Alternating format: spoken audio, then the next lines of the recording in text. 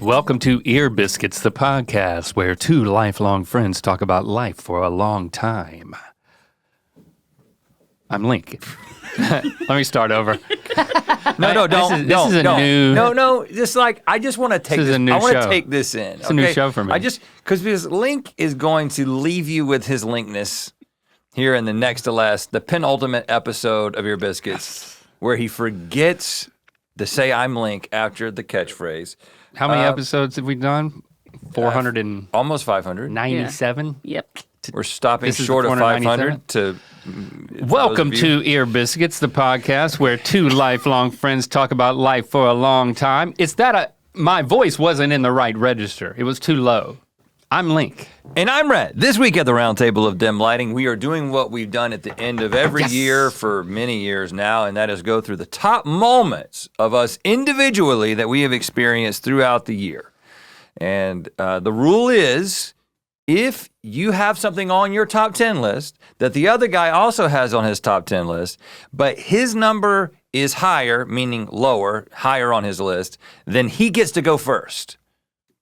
Oh. Or I thought that you would that we would wait. Like if it was number 6 and then it was number 1 for you, if I said the thing, then you'd be like, okay, gotta come back to that. And then you would wait to make it your We number also 1. have this discussion every year. Yeah. And what we have decided is that when we come to those things, we go ahead and talk about them, but the person, if it's higher on your list, you go ahead and talk about it.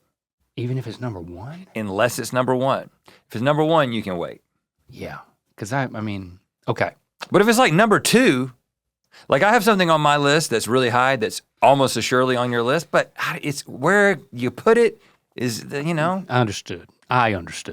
All right, so we're gonna do a little finagling there. We would be talking about your top 10 moments of the year, but we don't really know enough to do that. So we are preparing for the last episode of Ear Biscuits before our indefinite hiatus, and that is going to be the top moments of Ear Biscuits ever. Approached in a not in a top way. 10. Not in a top 10 way, because some of them are from you, some of them are from us, In a some of them are free-flowing episodes, kind of some way. of them are moments, but and they'll be crying. Whoa. I don't think so, but maybe I'll try to. I made myself cry. Okay. All right. Maybe you'll cry. Before we get into it, let's go ahead and shout out our sponsor of this episode and a number of episodes, Aura, maker of the Aura Ring, which we wear and have also been investors in for many years now. We love the experience and the information and the way that it helps us apply feedback and data on a daily basis to stay engaged in our personal health and vitality. I am coming off a really good night of sleep and a good night of heart health, Link. I'm gonna open my app. Go ahead. It's been a big year for my heart, and I've always paid a lot of attention to my heart health, which is one of the reasons I was able. In fact, the Aura Ring is the reason that I figured out something was going on with my heart, which I talked about when I told that whole story. But one of the things that I have also figured out is that my HRV runs pretty low. My heart rate variability, which is an indication of how well your body adapts to stress, and so. Continually low HRV can be a sign that you are continually stressed, and that has always been the case for me.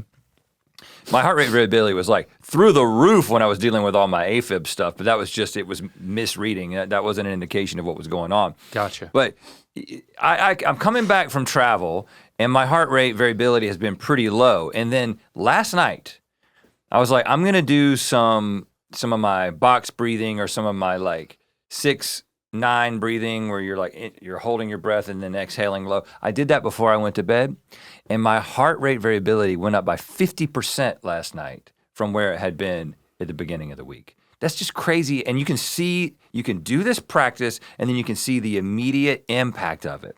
Because when you look at the app, there's a whole section called heart health. Yeah. Oh, and this tells you your cardiovascular age in reference to your actual age. Which mine is currently 8 years younger. Me too. Oh. But my app is connected to your ring, not mine. Oh, no, that's a problem. It's always been that way. It says my Just heart. kidding. It says my heart health is thriving right now. Now, I will say, I used to be 9 years younger, and now I'm 8 years younger. Is that because I've gotten a year older? No. Yeah. My heart's gotten 2 years older this year. But anyway, I'm in a good place. I'm in a good place with that. I need to work on my VO2 max, though. This stuff is helpful, and it's a gift that you can give to yourself and to somebody else, because long-term well-being is really the name of the game here. Yes, you can join the over 1 million active members today by clicking the link in the description to make health and wellness a daily practice at auraring.com/ear. That's OURA, ring.com/ear. Okay, I put my phone away, but I didn't need to do that because I have my list, and because I've already frustrated you by cutting you off Just a go few ahead, times. go ahead and do the first one. I'm going to let you decide who goes first. You. Okay. You All go. right. Crap, man. I have 14. Well, you only can do 10. My number 10. I have 14 as well, which is interesting. I mean, Actually, I have 15. I have so many more, but I have 4 honorable mentions. I list everything out. And Christy and I had a great little date conversation where I took her through everything. And she was like, I have to do this. I'm like, yeah, girl. Everyone should. Yeah, Don't girl. let Apple do it for you. I mean, Jenna. Don't let Apple make your memories. Do you now do this every year because of? I do, yes. Okay. Uh-huh. All right. I usually kind of wait. I haven't done it yet because I like to wait and listen The to year's not over. y'all's and get my juices flowing. To make yours better. Yeah, than yeah. ours. I like to be better. My number 10 is my trip to Ireland, which is kind of all of my big trips that I've taken, I think have made maybe the top 5 every year. So I feel kind of bad for Ireland that it only made number 10. But Well, Croatia didn't even make my top 10. So, Wow. Yeah. So, it's not a good look. I'm sorry, Croatia. When you go on vacation- You're beautiful, but it didn't make the list. And then all you do is just complain about how it wasn't good enough. It was my honorable mention. We had a really good trip. We connected with friends, built some solid friendships. I've talked about all of the stuff in an entire episode. I'm fond of Ireland, but I'm not obsessed with Ireland. Like the people that we stayed with, they chose to, they want to live there permanently. And that's just not, that's not it for me. The pub to other things that I might be interested in doing ratio is a little off for me. Okay. But sure is beautiful. The roads could be a little wider. Yes, that's my number 10. I'm gonna leave it at that. Okay. Because when we get to the end of the list, that's when the things really start to take more time. I'm going to cheat a little bit. I'm gonna do 2 as my number 10, and I'll explain why. Number 1 of number 10, I've already talked about it. I talked about it at the end of the episode, the State Carolina game. That was your number 10B? I realized that I haven't spent a lot of time with Locke this year because I was going to go to Miami I've seen him over the holidays and stuff, but I was going to go to Miami to see him, but that was when I got sick.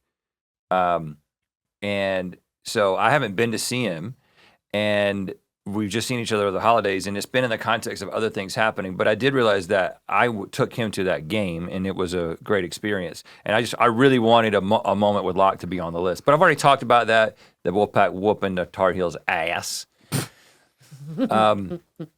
So my 10B is actually when I bought my first fountain pen. And I bought 2 of them together when I walked into Blick, which sounds like a curse word. Blick. When was this? It was earlier in the year. Now, I started doing the notebook thing last year, in the fall of last year, and then I started doing the fountain pen thing in the spring of this year. Okay. And bought two pens at the time. I now have 10. Yeah, that fountain started pens. something. And that what it represents is not just a hyperfixation on pens, but also just the way, and I'm not going to talk about this in detail because I have, but just the way that writing things down has been a really significant development for me in a way that I did not expect to be the case. I mean, as you hear yourself talking about it, are you thinking maybe it needs to be a single digit at least? I'm a little surprised, man. This is your year of, if it's just the pen collecting, that's one thing, but the writing part, what that unlocks. The writing thing started last year. Okay. If this was last year, and I don't know if I did say this last year. I don't remember if I did. I should have if I didn't. Maybe it was too late. The moment of starting to write things down. I probably talked about it. I was reading comments on the Mythical Society post about our trip to New York, and a number of videos over there, one of which is just dedicated to your pen shopping.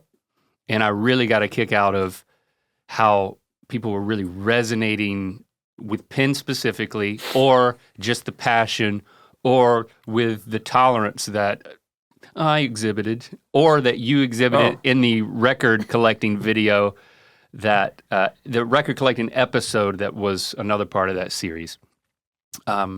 We had so much fun in New York. Maybe that should have made the list. It's an honorable mention. Okay. NYC trip, question mark? Yeah. But just to tell you, that stuff lives over there on the Mythical Society. I think there might be 5 individual videos, and they're all like a half hour. Because what we asked Hitch to do was to just capture the vibe of just us just going around New York City and doing what we enjoy, and like pursuing our passions, which are pens and records, and just like letting it breathe a little bit and just being there with us. So that's kind of a backdoor promotion for what we're planning to do more of on the Mythical Society. That's the direction the Mythical Society is headed. More of that kind of stuff. Little versions. And then the New York City trip is kind of a bigger version, but it's just very vlogish. It's kind of recapturing that vlog magic in a sense. I literally documented my entire deep frying of 2 turkeys, and I did it with a phone, but also video glasses. But we're not gonna release it this year. We're gonna release it next year on the Mythical Society. Oh. Because Thanksgiving's over. So that kind of thing is gonna be happening on the Society. My number 9 is our college boys trip to Bend, Oregon. Ha! I did it higher, number 7. Oh. And the reason I did it a little bit higher is because they complain when it's low on the list, and you don't listen to them. Yeah, but Tim is on my shit list because my shoulder is still recovering. And specifically, my knee is still oozing all types of juice. Oh, God. It's horrible. The specific moment is the moment of going down the river the second time. The Megalodon? On the Megalodon. That was so 5 iconic boys on a giant paddleboard, one guy in a lawn chair with a beer. I'm starting to think we should skip a year. We shouldn't even get together because no, that's not. We're not going to top the Megalodon. Yeah, we will. Yes, we will. We're not going to skip a year. Yeah, it was a great trip. Maybe the best. There's something, we just have this affinity for rivers. Growing up on the Cape Fear River and Bowie's Creek, we swam all in it, and it's very special to us. And I think rivers are special, don't you think, for us? I think they're very special. And I like getting on a river with the boys, and the river sets the pace when you're on a float. And there's something existential, man, about just saying, okay, it's gonna take us. We're here together for the most part until we get separated. Unless Link is not on the Megalodon. Well, that's the beauty of the Megalodon, is that we improved to a point where it's like, we're all here together and we're experiencing this thing that we're not in control. Something else is in control, and we're accepting it, and we're enjoying it. And there's a social aspect. There's so many people on that river. There's a spectacle to it. It was, yeah. And the trip in general. We highly recommend. If you've got friends from another part of your life, college, high school, whatever, get together with them. Get together with them on a regular basis. Be like, I'm going to plan a trip. Once a year? I guess regular basis of once a year, or biannual if you want to skip a year like Link does. No, I don't. You know, having people that you can pick up where you left off. Yeah. Who are those people in your life? Try it. Now it's you. Number 9. Okay, I have to. This is about a secret project. Yeah. Okay. Do I know about it? Come on now. I thought. So we're working on something. I didn't put this on the list because I didn't know how to do what you're trying to do right now. Yeah, I thought I would wing it here. We're working on something, and it required a trip, a recent trip, in order to do some things that you have to do when you're doing this sort of thing. Okay. And I think this sort of thing is something that, in a way, has rarely have ever been done. So it's like, when you're doing this sort of thing, I know what you're talking about, but then the specific way we're doing exercise we were performing is one of the reasons why it's so exciting, challenging, engaging, and should have made my list. And I will say, just, you know, if you're an internet sleuth, you can figure out what it is. You can, because somebody already has. Yeah. And so, and that's okay. It's fun. It's not something we're trying to hide from you. It's just, it has a time when we will announce it. But we did this trip, and that was part of the process, and it went really, really well. And it was very encouraging and very invigorating and very exciting and very confirming. Yeah. And this is the sort of the other thing besides the main stuff that we will be working on next year. And it was just a really invigorating trip. And so it made my list. I'm glad that made your list, because then I didn't have to use one of mine for it to be recognized. I'm at number 8, which is when Lincoln and I went to Coachella. Mm-hmm. Coachella, I'd never been. He had never been. I had connections through Post to see. You know, we got to see him, and but we got to see, and YouTube also gave us like access. Mm-hmm. So it was fun to be able to be in the mix and experience an iconic music festival that I'd heard so much about, and to connect with Lincoln about it, and to learn how to navigate it, literally. Via bicycle. Yeah, well, yeah, we both weren't on the bike, but yeah. That moment will definitely stick with me when I... Stole a bike. Stole a bike. Just be well, clear. I borrowed a bike. Temporarily stole a bike. Brought it back. I met somebody... and of course, everybody's going into the festival, and I'm leaving the festival because I can't remember what I was trying to get. Something in your van, car or something. Something in... Probably in our chapstick. camp. Probably chapstick. I can't remember what it was, but I'm like speeding against all of these people. And I met somebody months later Yeah. who said... I remember this. You were there? Oh, yeah. Yeah, it's just like a fan came up and was like, hey, I'm a fan, did the normal fan interaction, and it was like, I saw you on a bike at Coachella, like almost running over a bunch of people. Yeah, and you right. were going fast. Like beelining through a crowd of people. And I was like, is that Link? And I was like, yeah, that was me, man. Like the Wicked Witch of the West. And I got back in. The festival. But yeah, it was special for Lincoln and I to have that. I would hope that that's something that would make his list. I will. Is he making one? I will pressure him into making a list so that can be on it. But yeah, we had fun. It's one of those, you know, you talk about going to the game with Locke, and you know, your kids get to a certain age and your relationship is constantly evolving, but then you have these moments, these shared experiences that when you feel more like two adults than a father and a son, or a kid and a parent kind of a thing. Mm-hmm. And that kind of define and maybe accelerate the transition. And I think into how our relationship will work into complete adulthood, into his independence, and all of that. So it was special, but I think it kind of, because it had that impact to to pretty much our entire interaction was as friends there. And then, I'm not saying our relationship now is just as friends, but at Coachella, it kind of was. Right.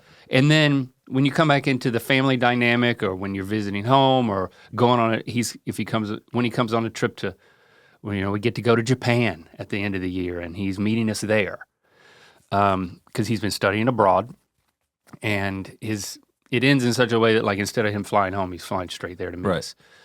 The dynamic is still different because you're in the family realm, if you know what I'm saying. Oh yeah. So that's why I think it was especially special. My number 8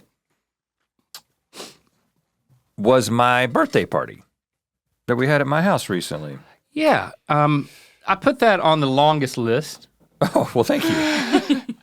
It was a moment, wasn't it? There's a number of things. Typically, I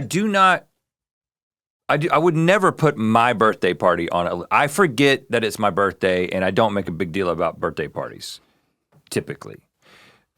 This birthday party, there was nothing special about it, other than the fact that my closest friends were there. Jessie got a heart cake, which I think we talked about, maybe showed a picture of at some point. It was viscerally gross. It was a wonderfully made heart cake. And that I picked up the heart and took a bite out of it, a la Temple of Doom. Lots of laughs that night. And we had an incredible time because we played games that make us laugh, and everybody laughed. And then within the moment was that when we were playing Wavelength, and we had finished playing, and we had this question about the existence of God, and then you were like, let's go around and everybody put on this wavelength where you are at on whether God exists or God doesn't exist. And it was it was the kind of thing that would be done at like a Bible study that was just a bait and switch to try to convert people, like we would have done back in the day, like, everybody go around and do this so we can convert you. But the beautiful thing about it is that it was asking this question about where people stand on the existence of God in a group of people that you know, love, and trust, where no one is trying to tell someone else to think something, where no one else is interested in getting someone else to be aligned with their own thinking, but literally the question was purely curious. It's interesting, I was I was walking somewhere recently when I was in North Carolina, and there was a booth somewhere, and it was like, how can we pray for you? And here's the thing. Having been on that side of these types of booths, I know, I'm not saying that there's not a pure intention for the people who want to pray for people, but I know that it's more than that. It's not just we want to pray for you. It's we want to convert you. And this is the way in. And I don't know. There's something about being in a group of people where no one is trying to like get to align everyone else to their thinking, where everyone felt the freedom to be completely honest about what they thought. And I was like, this is a really beautiful moment in our friendship that brought us all closer together. It didn't. Yeah. It wasn't about getting everyone to think the same way. It was about being genuinely curious about each other's position and having this love and understanding. And it was just a beautiful thing that I was not able to experience when I was in a place where my main goal in life was to get people to agree with me. And then the clincher, though, at the end, was quite a button, which I don't think the last time we told this, we told it completely correctly. So tell me what you remember, because I remembered an additional detail after the telling of it. We were like, let's cover, the way that wavelength works is you can sheath it so you can't see where the dial is landing. And you were like, let's just randomly reveal the true answer. Let's let the universe/God decide whether or not God exists. And you did it a bunch of random times. You turned it around and you opened it and it was... Nope, but you're missing something. Okay, I don't remember. I remember that we turned the dial right to the middle and said, because we don't know, and we predicted what it was going to be. And we put it right, the dial right in the middle, and then we revealed the thing. Where the dial is at is irrelevant because it's where the pie chart's at. Yes, the thing that you reveal shows God's answer. And God's answer when we revealed it was right in the middle. But the pie wasn't in the middle. The pie was completely split on the side, so it was completely blank in the middle. Is that what it was? 100% But then sure. the needle, where was the needle? The needle was in the middle. The needle was in the middle. The needle was in the middle because we determined that. Yes, but that was, and then that's what the reveal was. When the things are totally on the side, that means that it's exactly 50-50. There is no answer. Yeah, well, there's two ways that it can be 50-50. If you don't know wavelength, this is probably making no sense. You can have the pie completely here or 90 degrees from that and and they're completely split. And so both of those happen at the same time, which it makes it even crazier because we did predict. We were like, let's decide if God really does exist. And I mean, I guess it was me. I put the dial right in the middle. The dial was straight up. Right. Which indicates that we didn't expect to get an answer. We expected to get the perfect non-answer. And then when we revealed it, it was the other version of the perfect non-answer. Yeah, the pie was not even in the thing. It was Which is crazy. Yeah. That makes it crazier. It does. It does. Yeah, but come on, man. I know, but we determined one side of it. The part that's amazing to me is the random part that was determined by God/the universe. Sure. Okay, fine. That's why it wasn't on my list because I didn't think about it though. Okay, my number 7. 7's a special number on the list because I don't know. It signifies complete, which really didn't go into my thinking. If we had to hire someone for Mythical tomorrow, we wouldn't want to gamble on someone who might be a fit, you know? We'd want someone who already knows how to edit or produce, understands our style, can hit the ground running. That's why we'd use Indeed sponsored jobs because it connects you with candidates who actually match what you're looking for. Hiring? Indeed is all you need. Their sponsored jobs make sure your post stands out and gets seen by the right people, and it works. According to Indeed data, sponsored jobs have 4.1 times more applications than non-sponsored jobs, which means you get more chances to find the perfect fit. And the best part, you only pay for results. No subscriptions, no contracts, just a smarter way to hire whenever you need to. Spend more time interviewing candidates who check all your boxes. Less stress, less time, more results now with Indeed sponsored jobs. You'll get a $75 sponsored job credit to help get your job the premium status it deserves at Indeed.com/ears with an S. Just go to Indeed.com/ears right now and support Ear Biscuits by saying you heard about Indeed on this podcast. Indeed.com/ears. Terms and conditions apply. Hiring? Do it the right way with Indeed. My Seattle record shopping trip with Lando and Christy. We had a great time.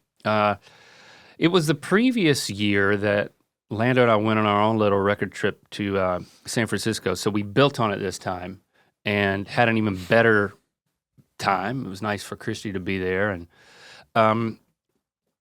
I think that built this excitement for that Lando and I built on after that, which was continue to do record shopping around LA or at other places that we travel. Even when we went home for Thanksgiving, I mean, we couldn't have come back with more records because we couldn't have carried them. And to the point where Christy's starting to lose a little patience that we're constantly looking to go shopping, which is just not something she's ever experienced. Meaning that when she is with you, now she's got to go record shopping. Yeah. Yeah. But yeah, Seattle was great, all the record shops now, and I still have all those records that I can remember that experience by. But that was, I talked about the New York trip a little bit, but the Seattle one was like, I think one I'll never forget. My number 7, we talked about the Oregon trip with the boys, so I'll move to my number 6, and now I'm going first. Oh, God. It was my trip to Peru with Shepard. There's a whole episode about this trip. Was that in like March or something? It was his spring break, so Okay, yeah. March, April. And the specific most memorable moment was, we actually went to Machu Picchu 2 days in a row. But the first day, seeing it, the way you enter it and you go down this path and you can't see anything. You're kind of on this path and then you turn a corner and just like the postcard that you've seen a million times of Machu Picchu, and you're just sitting there seeing it in person, and like a single tear left my eye. And it was just, the weather was beautiful. Like literally? I got teary-eyed. And the clouds were like literally rolling in like over it, and the sun was coming through. It was just this incredibly picturesque thing. And it was the reason that we went on this trip, was like Shepard said, I want to see Machu Picchu. And so it was a great trip for me and Shepard. The first time that me and him have been together on a trip, just the two of us, for any length of time, you know, like for more than a day or so. And we had a great time, lots of moments from that trip, but that was the one. If you had to do it again, what would you change? Do you recommend going to? Oh, I definitely recommend going to Peru and Machu Picchu. I think it's a type of trip. It's not a luxury vacation. Mm-hmm. It's not a comfortable vacation. The thing that I would change is I would not have gone to REI before we left and gotten special clothes for Shepard to wear at Machu Picchu because he just wore a t-shirt and big old jeans. Right.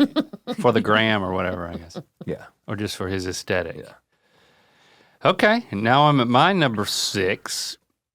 I guess I doubled up on Lando, number 7 and number 6, because this was the year of Lando's driving lessons. Took him to the same parking lot that I took Lincoln, and I took the same picture in front of the same place and put it in the family group chat. Did you go to Rose Bowl parking lot? Is that where you go? Mm-mm. Oh, that's a good one. I go to a community college parking lot. Oh. And there's an open parking, and there's like stop signs and stuff in it. And there's like, there's usually somebody else there learning how to drive, actually. People are catching on. Yeah, that's my experience at the Rose Bowl. When there's nobody playing at the Rose Bowl, People driving it's it. a giant parking lot. This one also has a parking deck that's completely empty on like Sunday. So you can drive through the parking deck as well. So that was Dad tips. yeah, like I remember my first driving lesson.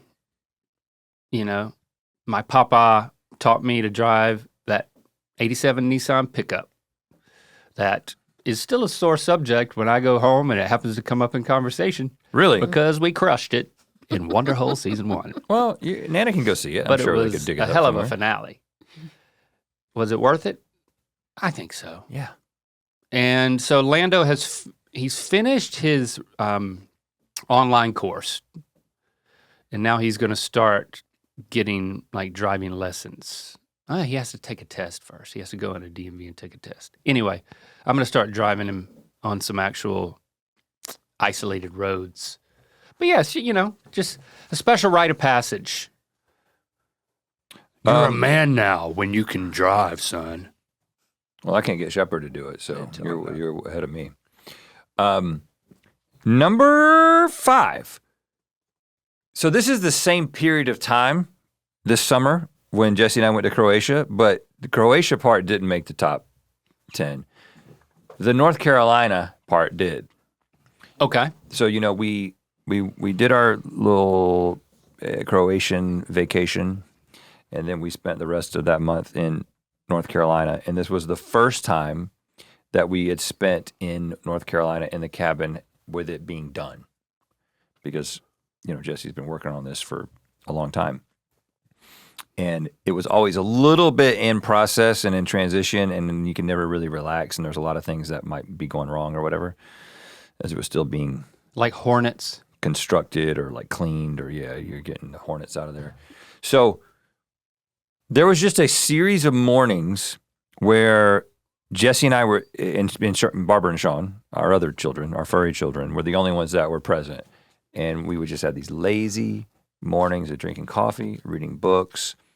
And it was like, this is the vision of having a place to come back home and relax, sometimes with family, like Thanksgiving or whatever, but also sometimes without family, and just the two of us. And it was like, okay, we can do this. We can do this a lot, maybe, as the years unfold. She had worked on it for years. Like 2 years. So it's like 2.5 years. To finally have the vision realized, when you're sipping that coffee. Whenever you watch like real estate shows or like HGTV shows where the ones about, if there's an aspect to it that's like the vision of what it is like to live in one of these places, they always like to talk about the sipping, this is where you can drink your morning coffee. Well, it's funny that you think about it that way. The thing is that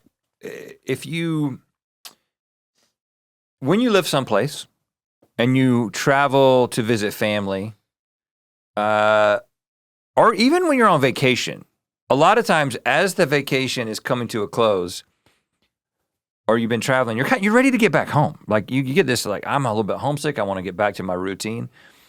There's something that has happened with having the place in North Carolina is I don't want to come back home sometimes. Like we get to the last day in North Carolina, because it's just completely comfortable, and it's like, I love LA, I love California. I'm glad we live here. It's where everything else is. It's now where you're our not work going to is. build like, we're not going to go back to like pandemic. You're going to build like half a GMM set maybe in your basement. Maybe, but I'm just saying that Jessie has done such a good job of making that a home. And a home not just for us, because it's used quite a bit by family when we're not there. But when we are there, it is like a home. Barbara and Sean, especially Sean. Sean loves it there. Like he just perks up. He's in such a good mood when he's there. I don't know. He just loves wood, I guess. Put him on that plane though. Well, he was okay. He wasn't the problem. Oh yeah, it was Barbara. He did throw up though. He threw up. That's what I'm talking about. It was him. But he threw up out of joy. Okay. I mean, it's also suitable for a magazine feature. Yes. And that happened this year. That's Jessie's list? It's actually in a way a part of my list. Oh, okay. We'll get there. It folds into another item. That was your number 5. Mm-hmm. My number 5 is Wonderhole Season 2 filming process. That's my number 4. Dang, son. So we'll talk about it. Well, technically, we'll both talk about technically, we've tied because I just did my number 5. So go ahead. I think I do have a specific moment, but it's not the premiere. It's not it coming out. It's not any of that. It's the process of making it. I think that it was challenging. We set up a lot of goals in ways that we wanted to approach it, and I think that we set it up to where we were developing our craft. Like the way we perform. We also came up with all of these things that were just really fun to do. Mm-hmm. You go out on a raft. You're in this. You're playing hide and seek in this crazy abandoned power plant. I'm trying to think what would be the quintessential, like having an improv scene with Rainn Wilson. I mean, the moment for me was ironically the beginning of filming, which it was the last episode that was released.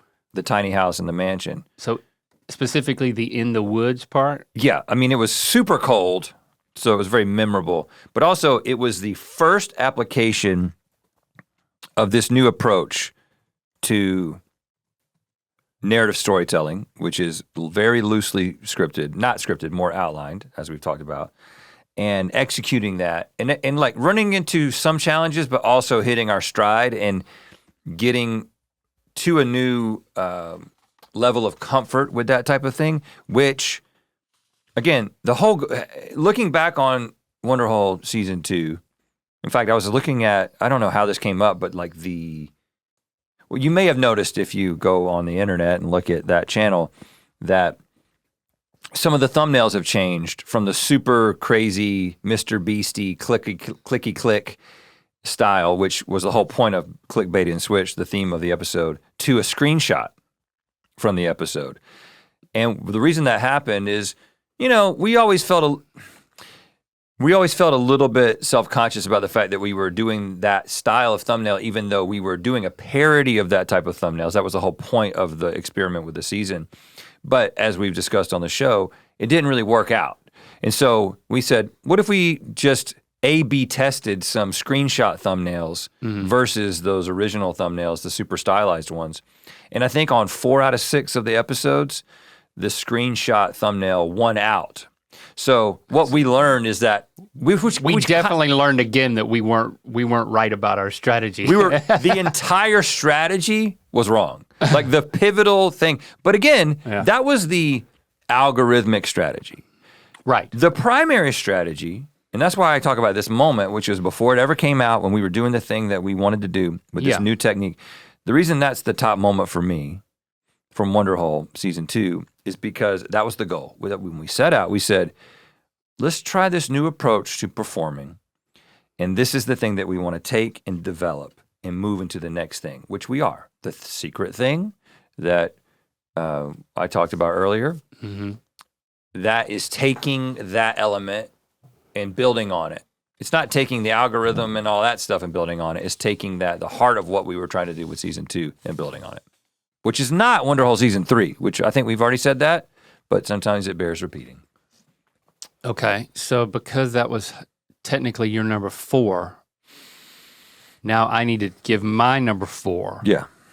But you haven't, my number 4 is something that I know is on your list, and I'm not even gonna say it. And I'm gonna say you skip to your number 3. How do you know that? Because I do. I mean, it has to be. Okay.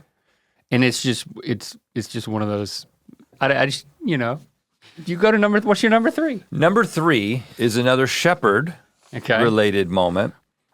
And this is one that I haven't even talked about. So we finally got into something that I haven't talked about at all on this show or anywhere else. All right. I don't think. So, Shepherd is a musician.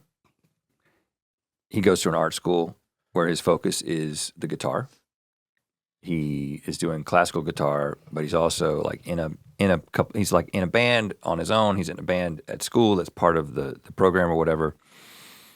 And he loves music. I mean, it is his passion. It is the thing that he cares about. And Jessie and I, we're both very into music. That was Jessie's major, and of course I do music on the side. And so we're a musical family, and Shepherd and I will sit down and like play and talk about music and that kind of thing. But when it comes to his like performance of music, isn't really he doesn't clue us in. He doesn't want us to come to his like shows that he's doing as a band or whatever. Like you don't want your like parents to like show up at your show. And when he's like performing at a house party. Right. And which I think Lando's been to one of those. Which I understand and respect, right? Now, Not cool enough, Dad. There was a recent recital, right? And this is when they all dress up in like full black formal outfits and they all play their guitars, their finger style classical guitars. Okay. And we've been to a few of these. And Shepherd didn't tell us anything about this one. We just knew there was a date. We got to show up at this thing and we're going to see him perform. And I will say that we had both individually had difficult interactions with Shepherd that day. Typical parent-child stuff. So we're a little bit down on him when we show up to this recital. And we get there and we're looking at the program. And there's all the stuff that they're doing in groups that they're all playing together, but then there are individual or smaller group performances. And I'm looking at the program and it says Shepard McLaughlin singing Skinny Love, Bon Iver. I'm like, what? Singing? I mean, like, not that he doesn't sing, but that hasn't been part of what he's done when he's like performed formally. He's playing guitar and that's it. Yeah, or playing bass or piano or whatever. But he's a great songwriter and he's a good singer. But I just didn't know it was, in his mind, ready for prime time, you know, where everybody there. Yeah. And if you don't know Skinny Love, this is a hard song to sing because, well, first of all, Like, what's the one, like, Come on, mama, mama, mama. Oh, okay. And lots of falsetto. It's also a weird tuning of the guitar. But for somebody who's like 17 years old and like, I mean, his voice has completely changed, but like you're doing like going in between like belting voice and, you know, Right. Bon Iver's like got all these effects on his voice and stuff like that. Yeah. I love Bon Iver, but you see him live and you're kind of like, okay, this is better when you can hear the studio recording a lot of times, right? You know, Yeah. because it's like it's the production. the stuff that he's doing to his voice. So I got a little bit nervous, first of all, Yeah. because I was like, oh God, is he going to be able to do this? And let me just say that Shepard got up there and just did an incredible performance of this song. And it wasn't just that it was good, it was that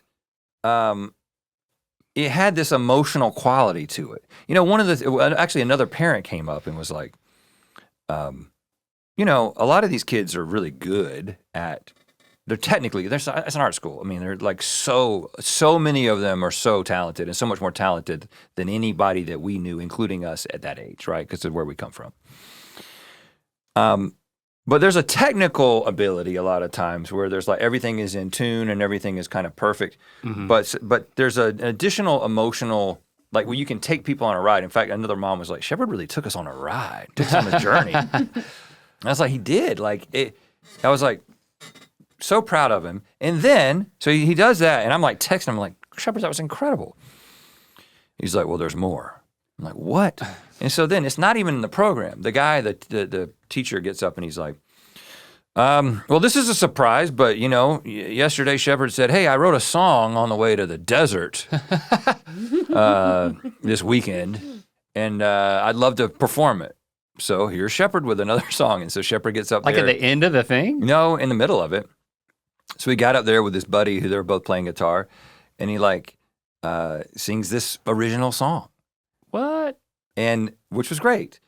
And so I don't know. You can. What happens is, you know, when you're a parent and your kid is, you know, we have the typical conflicts of like, are you like, how are your grades? Are you like, you're falling behind on this, or like, why is your room a mess, or whatever, the stuff that every parent and child kind of argue about. But then there's just something when you see them doing the thing that they're passionate about that wasn't something that like, I never set either of my kids down. I never shut Shepard down and said, hey, here's a guitar, be a musician. I want you to do this. You need, like, there were things that we did, like, hey, let's take you to diving, or let's take you to basketball, or whatever. There's the things that you kind of put in front of them. But then there's the thing that they kind of pick up on their own and they just do. And then to see it like kind of come to this place where he's like willing to get up in front of his friends and the parents and the school and do this thing. It was a proud papa moment. Okay. And then, but you didn't like make it like that's where you experienced love. Oh, of course not. Yep, that's good. Why are you saying it like that? Because that's what I'm just messing with you because that's what you talked about in the Wonderhole episode about like when you win, you experience love. I'm very conscious of that. So you're very conscious of it. Not being the case. Yeah, that's the kind of the point I'm making. But you do love him. I do love him. A Okay, little but you bit, love him a little bit a more? little bit more because of that Okay, performance. okay. Just a little bit That's more. what I kind of thought. Okay, yep. I am at my number 3. Finally get to talk about my oldest, Lily. She graduated from freaking college. Now she got a film and digital media degree. Right. So let's see. It's rough out there. Let's see what happens. She's back in LA and she's thriving. But work, it's really hard to come by. I mean, if it's like in the entertainment industry in this town. Yeah. So it's tough. It's tough here on that front. But she's got an apartment. She's got a job. She is independent, and she's close enough that she can call us and say, "Hey, I'm at this show, seeing some friends of mine perform over here. I'm not too far, so I think afterward I want to come by and see y'all." It's like, yeah, so like she came by for 20 minutes and we just hung out. It was her and her friend and me and Christy and Lando, and we're just like, caught up, and we're thinking like, well, when do you want to come back over for dinner? Christy wants to start having a dinner night. We're at this new phase of we have a bona fide independent adult out there living her own life and still wanting to come through and be connected to us. But still, venture out on her own and do her own thing and engage life on her own terms. And so the graduation obviously was a special landmark moment where you've invested literally, but it's it's just it's a culmination of a lot of parenting. It's nice to like be able to like have that focal moment where you're turning the page. And it wasn't, it didn't have the emotional quality for me personally of like her going off to college. That was like the most emotional moment. But this was, probably the most satisfying moment with this sense of closure, celebration, turning the page, and now forging the next phase of our relationship. And so I'm grateful that she wanted to, and I'm glad that she wanted to be close enough. She wanted to be in the same city. Right. So that worked out. And tonight we're going to a movie premiere together. She kind of finds things that she is interested in, and like, oh, I'm interested in this movie. It's coming out. So then she has a knack for utilizing my whatever I've got going on to turn into some sort of, I'll say, networking opportunity for her, which she takes the lead on. So I'm like, hey, yeah, if I can get us an invitation to something and then you can work your magic, she knows how to work a room, and I'd like to think that she's learned from the best. She gets that from you. And also me. But there is no but, man. Look at her. Look at her out there doing her thing. Very proud. Of course, I think am I more proud of you than you than I am of Lily? That's not the question I meant to ask. I was trying to make a joke. Am I more proud of Lily than you are proud of Shepard? Probably not. Oh. Oh, no, I definitely am. No, it's the same. We're both equally proud. Different stages. I think I'm different stages. Can of I be life. more proud? You can be more proud, yeah. I have more kids. She's an independent. I have more kids. I'm probably less proud because I'm disseminating my pride across all 3 kids. I'm equally proud of 3 kids. You're equally proud of 2 kids. Why don't we take this opportunity to answer the question that some people might have, which is, oh, you got a daughter in film and media. Why didn't you just let her come work at Mythical? Well, remember all that stuff I said about independence and forging her own path, and I think that's important. And so we've talked about that. And there's certain ways that she intersects with, like, again, if I can get an invitation to something or get access to something that then she can parlay into some sort of opportunity, I want to do everything I can there. But for me to be the one giving her all that opportunity I feel like it might short circuit a process in her own experience and development.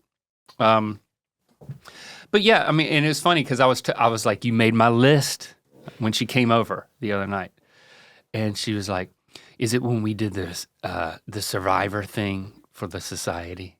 And I was like, "Well, it's sweet that you would think that's it, but I'm not that." Selfish about it. It's something else that you experienced. And she like kept thinking she couldn't come up with it. I'm like, you remember you graduated from something? Oh, she was like, yeah, college. And she busted out laughing. And it hadn't been that long. I was like, yeah, you doing your thing made my list, not you doing my thing made my list. Well, it was based on what I saw, it was kind of her thing. Yeah, it ended up being her thing.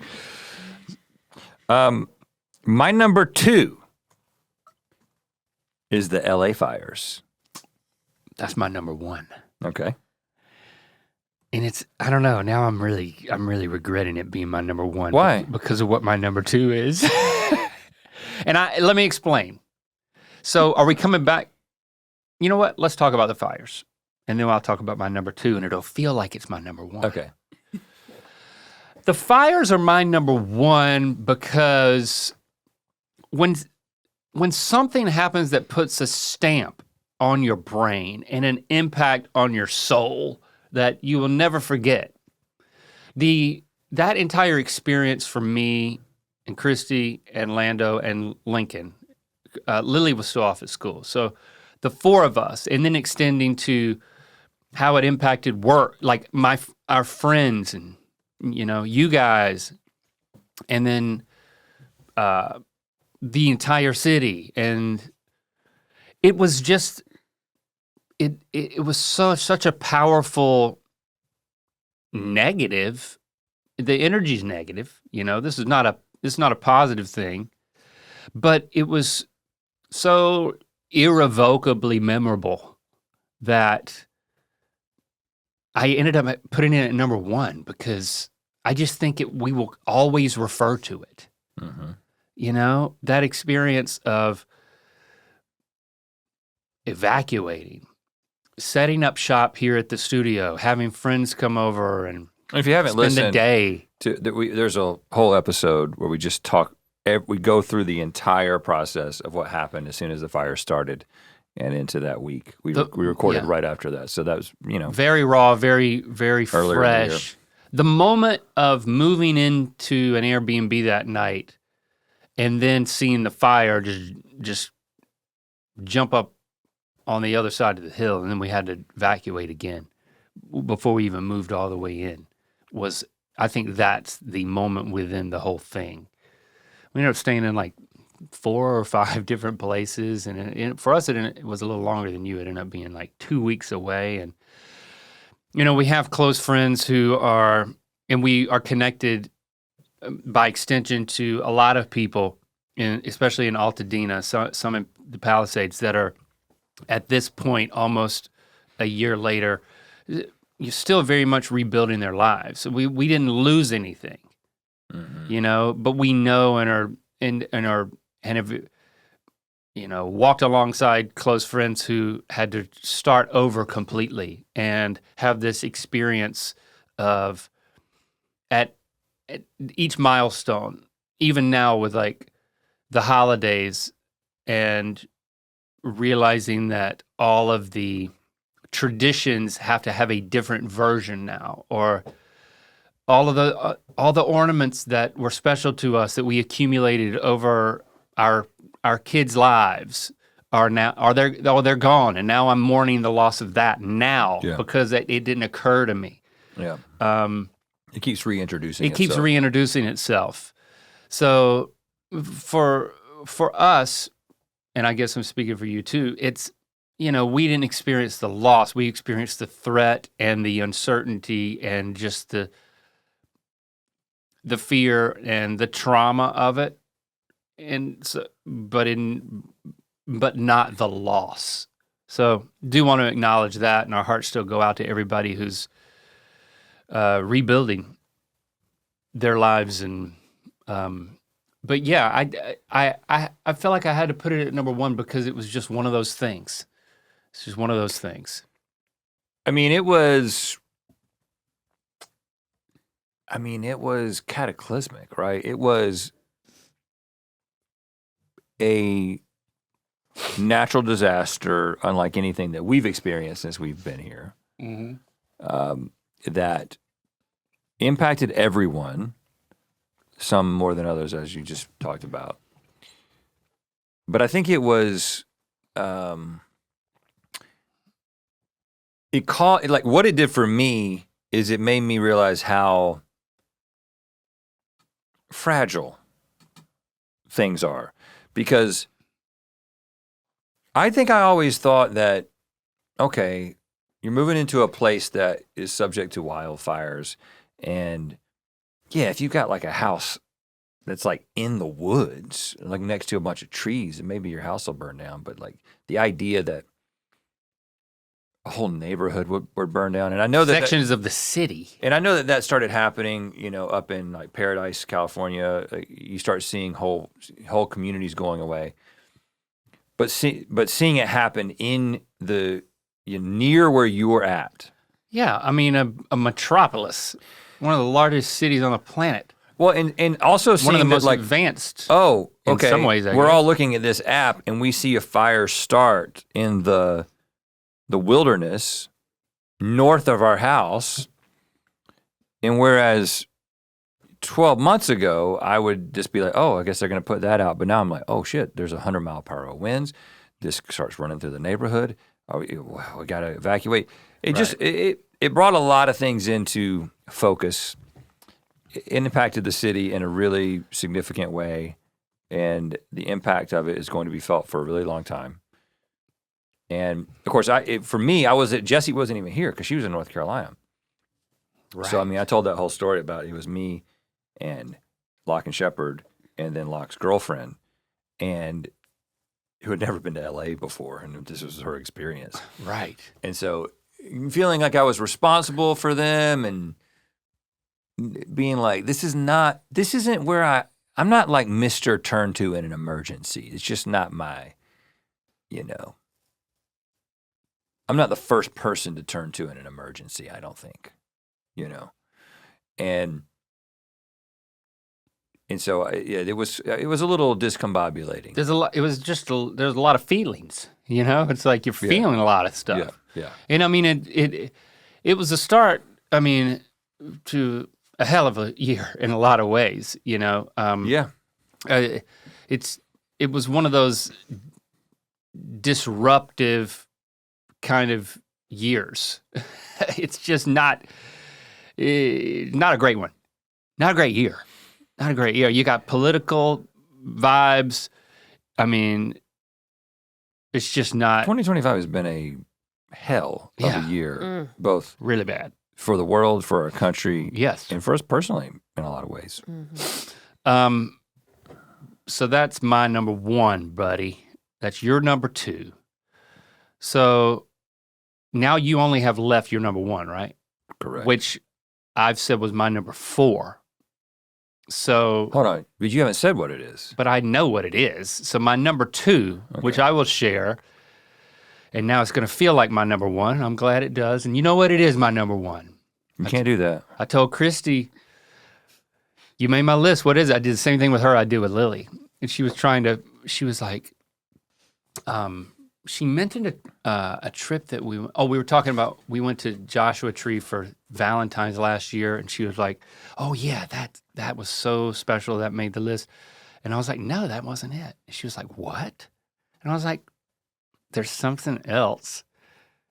And she's like, oh yeah, our 25th wedding anniversary. So I was like, ha, God, you forgot. You need to make your list, I said. And I was like, now you've moved to number two. Sorry. Oh, wow. Because you didn't remember. 25 years of marriage, celebrating in Big Sur, which is such a special place for us, she had signed us up for, and I guess I told you this at the time, we did this amazing hike up into Big Sur beside this creek, and we did a cold plunge in the, and it was, yes, it was May, but it was very cold water. Not as cold as it would have been in January, but, and there was something emotional about that exercise, like the way that we, I don't know, it just felt, the whole, that whole trip and celebration was special. But really, you know, just the fact that we were able to celebrate 25 years and that milestone is just, I'm super grateful for our relationship and the fact that we've gone through so many versions of ourselves and so many versions of our relationship, you know, as individuals, as a couple, we're just, you know, when you live your life, it shapes who you are. Every day you're building more onto who you are. You're changing, you're morphing. You're living, you're growing, you're dying, you're everything. And you got somebody that you're doing that with in the most intimate of ways. It is a lot. It's not, you know, it's a feat. I mean, you're a foot guy. It's a feat, especially with me, right? You know, that's what people are thinking right now, and that's what you could have said instead of the foot joke. You could have said especially with you. Thank you for not doing that. Okay. But yeah, super grateful for my Christy. 25. Let's do another 25. What'll put us? I got my 25 coming up in 26. Mm-hmm. But I won't talk about it on this podcast.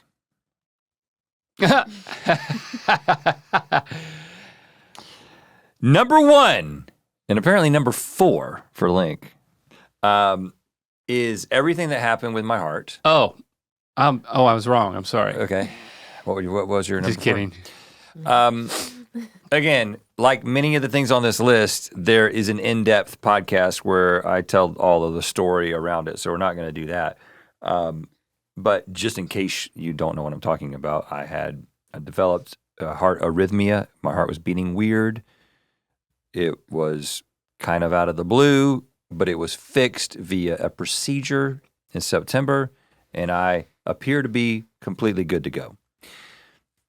But it's really what it did, right? Because it happened. The interesting thing is, you know, we take a break. This is the second year in a row that we've taken a break during July by pushing 12 months of work into 11 months and then taking the month of July off.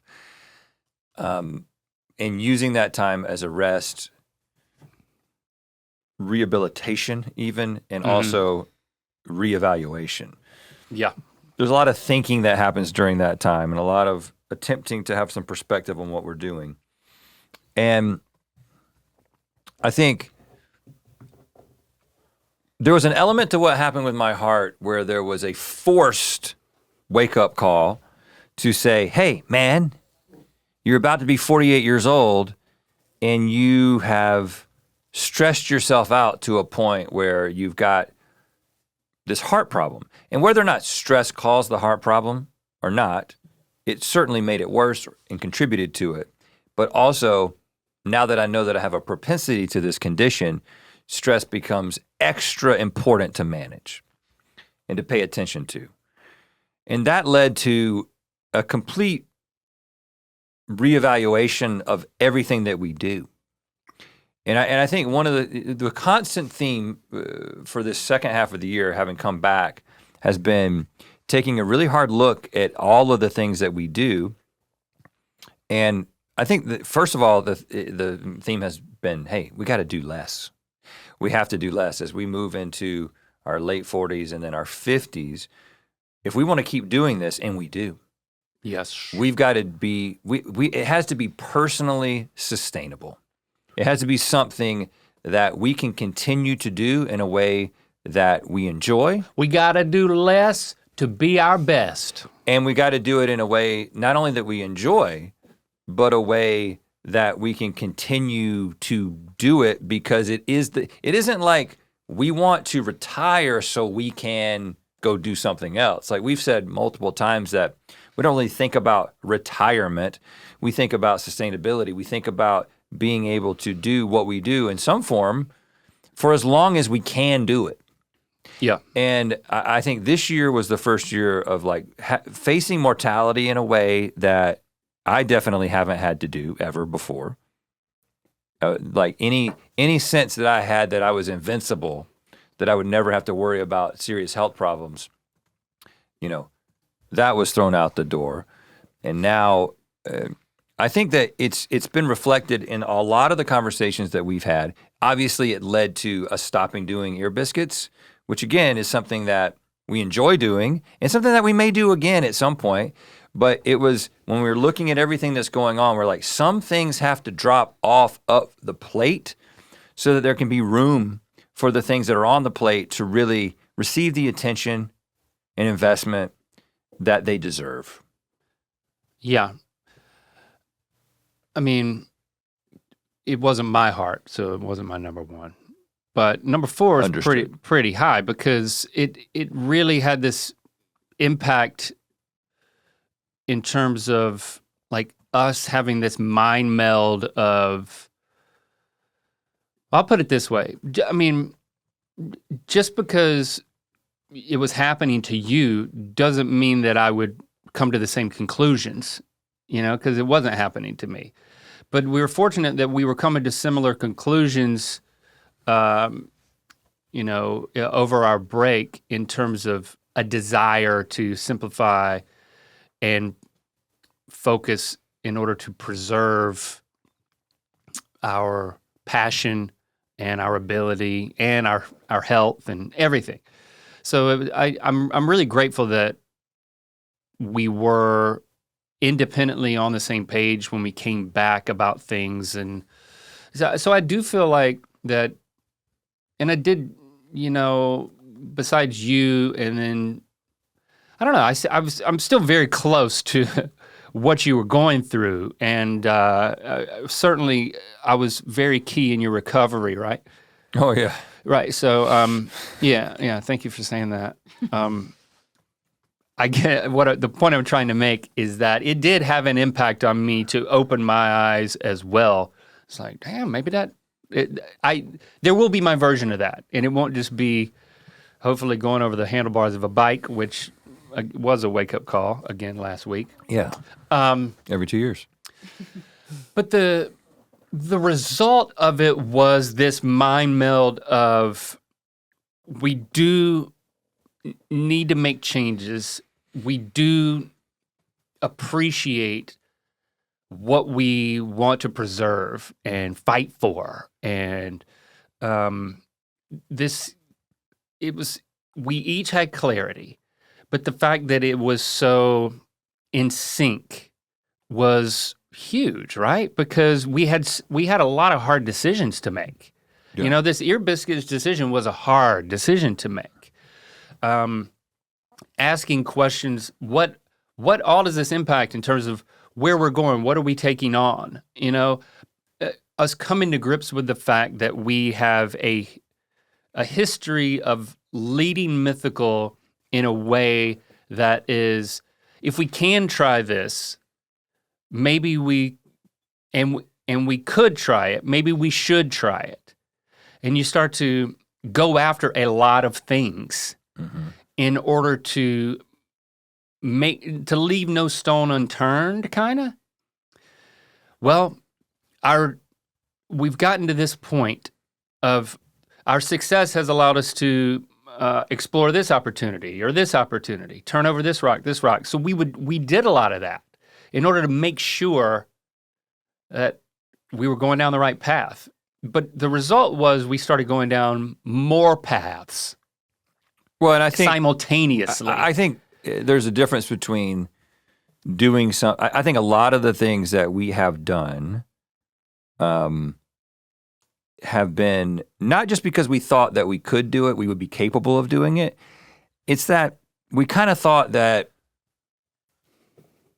it seemed like the kind of thing that we should be doing from maybe an external perspective. In other words, not necessarily being led by our own instincts and the things that we are truly passionate about, but sometimes you just do something because you're in a position to do it, and it creates a certain story about us or Mythical. And I think that some of those things have really worked out. Some of those things have been great, but I think that this year was this moment where it was like, you can't just keep making decisions like that. No, you can't. It's not sustainable. You have to make decisions based on your own instincts and your own skill set and the things that you actually bring to the table. And you don't have to do everything that you could do. You just don't have to do everything that you could do. And if you do decide that you're going to do everything that you could do, then all of those things are going to be compromised. But the main thing is that you, as an individual, are going to be compromised. And I think that we began to have an acute, I had an acute experience of being compromised in a way that I've always been able to maybe brush off. Yeah. I had the thing happen with my eye years ago that sent me to therapy, was the first indication of like doing too much, being too stressed out. And then this was like wave number 2 of a similar thing. Like I get these involuntary physical manifestations that force me to make decisions to think about my own vitality and sustainability. And I think from maybe the Mythical Beasts perspective, that first wave, because we were like tripling or quadrupling the output of Good Mythical Morning through what we call GMM 22, it was easier to perceive externally by fans. But this second wave, because it was different. It was more like, well, if you can make a cereal, why not make it? Why would you not make a cereal? Right. It's just one. I mean, that's actually a smaller example of it. But it's like, well, the reason we discovered is because everything takes something. And sometimes you say, well, I don't know exactly what this is going to take to make it work. Much less, I don't know if we have what it takes to make it work. Are we the best people to be doing this? So it's do less to do what we do best, and do less to be our best, from a health perspective and all of that. It's a new era. And I think the reason that for us in Mythical, that we are excited, and we would hope that, because again, we just don't do this in a vacuum. Like we do this in the context of the community of Mythical Beasts who support and enable what we're able to do. And we're very careful to not be led by you, that we make a decision to not just do what you think we should do. That never works. But we don't do this in a vacuum. If we do something and you don't respond to it, then we probably will stop doing it, right? We're doing the thing that that we're following our own instincts and our own skill set, but we're doing it not just for ourselves, we're doing it for you as well. Like it's a community endeavor. It's the intersection of what we want to give you that you want to receive. But it's a relationship in that way, but it does start with this is something that we want to share with you. But the point I'm getting at is that the reason I would hope that if you are somebody you consider yourself a mythical beast and you're on board for whatever's next, and maybe you are upset in mourning the loss of your biscuits, but excited about the whatever is coming next. I think there is a reason for excitement. And the reason that we have for excitement is that this is all based on a desire to continue doing it. Yes. It's not based on a desire to check out. It's not based on a desire to pursue other interests. Right. It's all based on a desire to be like, hey, like this, we are somehow against all odds and by a series of very fortunate events that many of them we didn't have control over, we lucked out to get to be able to do what we do for a living, to get to be able to live the dream, to fulfill the blood oath of doing something big together. And we want to keep doing that. But as we get older, our capacity, it changes. I'm not going to say it diminishes, but it changes. And we're actually setting ourselves up for a future of being able to really throw ourselves into the things that we're excited about. And I think that, Good Mythical Morning, for us personally, represents the most obvious place to put those passions. We continue to remain very excited about what GMM is and what GMM can continue to evolve into. Oh, yeah. We've talked about the elements from this podcast, finding a home in the Good Mythical Morning world, Good Mythical More. But I think it goes beyond that, because I think what we're beginning to see in the conversations that we're having, it's like, hey, we're in control of what the show is. We're in control of what lives within the world of Good Mythical Morning. If we're miserable, it's our own fault. Yeah. Ultimately. And it's like, we're not making this show for a network executive to approve the ideas. Like it's us and the team together making this thing for you, the audience. And again, we have to do that. And when we say sustainability, there's a physical health sustainability. There's a financial sustainability to the show that has to be intact in order to continue making it with the team that we have. And so we make decisions that are based on that a lot. But I think that there's a lot more to come that's very exciting. And I will say, and there are changes to come there are exciting changes, and there's some that, you might perceive as negative. And there's, but everything that we've just said and unpacked is the heart behind any change or changes that you may experience. And I am very confirmed and excited and passionate and hopeful and energized by where we're going and where what Mythical is going to thrive and look like into next year and on into the indefinite future where we're not retiring. Yeah. So yeah, I'd say, replay all of this rationale, like filter anything that you experience as a passionate fan through what we've just shared with you as we move forward. Another part of it that I really appreciate is, there's been the challenge of leading a company. The thing about the waves, and like I gave the cereal example, but people, like fans not being as visible to fans how we've like overextended ourselves, or I guess all I'm trying to say is that there has been a challenge that we've stepped up to in terms of not only now that we've had this mind meld, we figured out the things that we want to do, but leading the company through that has been a challenge, but one that I'm very grateful to be going through and to have with you. And the clarity that we've got has, I think I've already experienced that, the positive impact that it's had on our friendship and our relationship has been really good.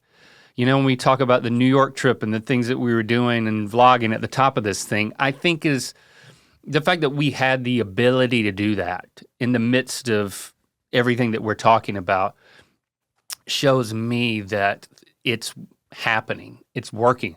There's enough space to where we can enjoy each other as friends more and not be so white knuckle, just gripping something so tightly to try to keep it together. Try to keep this thing that's like growing so big and going in this direction and now this direction and this direction and let's keep the it's like I starts to feel like a ship that is either exiting orbit or re-entering orbit, but you got that shake. And it's like, are all the pieces going to stay together? The impact that starts to have on us is that our relationship is defined by stress, as instead of by joy and enjoyment. And I'm seeing that we're already experiencing the benefits of like the clarity and making these decisions to do less and be our best. Yeah, I agree. And I think it's, in some ways it's a little bit more reflective of, it's not the way that it was back when it was just the two of us and one person, like one intern. Yeah. It's not like that, because that was its own kind of stress. But I think that it is there's a trusting yourself with the fact that, we actually, when you really start thinking about it, when we let the thing that's leading us be our, the things that we want to do. Mm-hmm. Right. And the things that we feel sort of personally motivated and empowered to do, letting that be the guide. Not, hey, this will look this way to someone. To me, that was the stress level just immediately started dropping, because a lot of times, there's been meetings over the past 10 years where we would be in a meeting with somebody and I felt like what I was doing was painting a picture that I did not necessarily believe in. Mm-hmm. It's just like, I think this is because you think we thought it was the path to. Well, I think this is what realizing the opportunity. Well, I think this is what you want to hear. The best example of that is like you're in a room and you're pitching a show, like the whole process that we went through, for example, of like, we'll tell the full story one day, I'm sure, but like the Bleak Creek saga of writing this book, and writing the book because we thought that was a really great way to create some IP that then can be turned into the type of media that we really want to do, which is TV and movies, right? And then the process of sitting in rooms with people who had read the book and trying to convince them, let us make this movie, let us make this into a TV show. And then having a couple of years pass where the version that we are now talking to these people about has very little to do with what we wrote. Right. But it's a complete departure from what we wrote, because we think it's what you in this boardroom want to hear, or you on this Zoom call want to hear. Right. And we are never doing that again. And we're never painting example. A picture that we think is the picture that you want to see. We're just going to tell you the thing that it is that we want to do, and we're going to do the thing that we want to do. We're going to do it on our own terms, which again is going to be probably with significantly less financial resources than we would get if we were to play the game in a different way. But ultimately, I think much more rewarding. Yeah, so there's the creative pitch examples. It's not, none of it's that visible. That's why we want to share it like we're doing now. But it's like, some of it's business, some of it's creative, and a lot of it's both. And it's just, it's been a lot, and now it's less. Yeah. We're doing things differently now. Right. And so this has been the year of that turning point, and I'm grateful that your heart's good and like there's no lasting effects.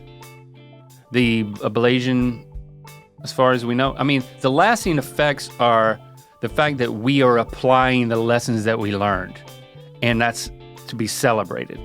And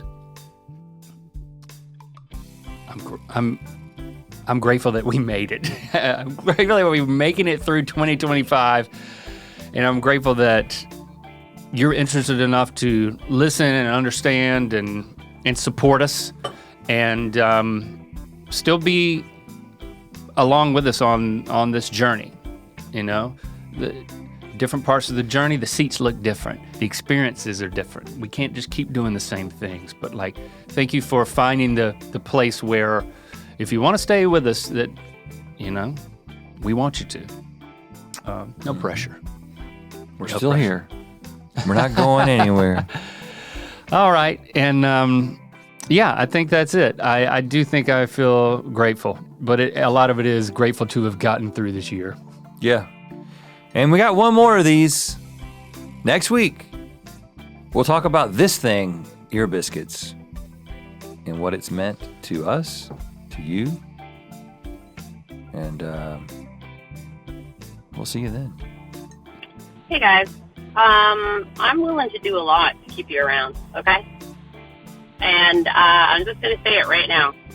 I am willing to do my taxes before the the last day. Sorry, had a link moment.